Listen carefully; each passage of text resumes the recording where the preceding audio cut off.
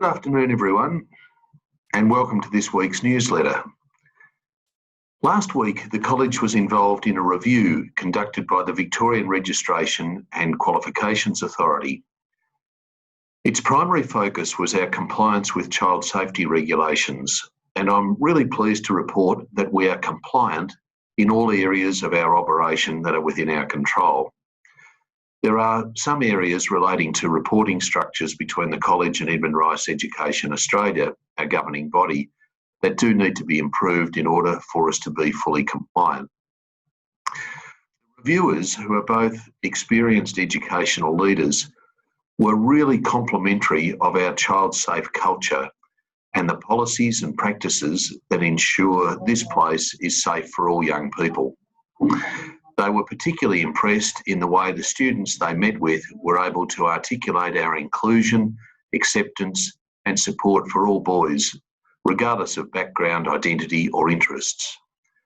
The feedback from these reviewers made me feel really proud to be part of St Joseph's.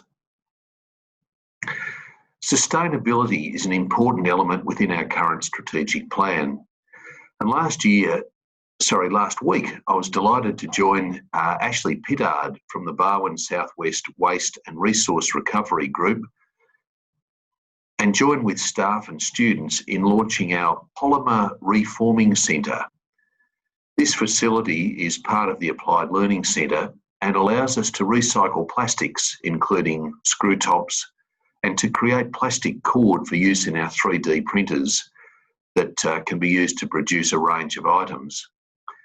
We can also produce items like rulers and name tags and placemats for use in the school. So it was great to see sustainability in action, and I'm very grateful to Ms Kelly Jenkins and the VCAL and VITA staff and students for their initiative in this project. Last month, the College Foundation conducted an appeal called A Step Towards His Future. The goal of that appeal was to raise funds to support bursaries for boys whose families are unable to pay fees. In these tough and uncertain economic times, we weren't sure how successful it would be.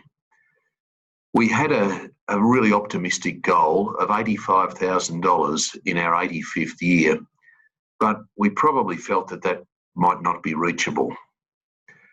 The appeal closed last week, having raised $95,000.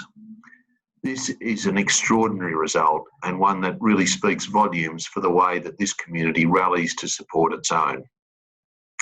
I'd like to thank and acknowledge members of the College Foundation, the Old Collegians Association, and everybody who donated to this appeal. Way back in the pre-COVID era, my wife and I visited Penola in South Australia. I must admit the primary focus of the trip was on the Coonawarra wineries, but we also spent a few hours exploring the museum dedicated to Australia's first saint, Mary MacKillop. Amongst other things, I was interested to find that there was a connection between Mary and the great Australian poet Adam Lindsay Gordon. This was through a fellow called Father Julian Woods, who co-founded with Mary the Sisters of St Joseph of the Sacred Heart. As a boy, I was very aware of Adam Lindsay Gordon's work, particularly through my grandmother, who had a great love for and capacity to recite Australian poetry. 2020 has been an enormously challenging year for the St Joseph's community. As we continue to navigate our way through sad, demanding and complex times, including the COVID-19 challenges, perhaps Gordon's most famous verse might offer some insight and encouragement. Life is mostly froth and bubble. Two things stand like stone.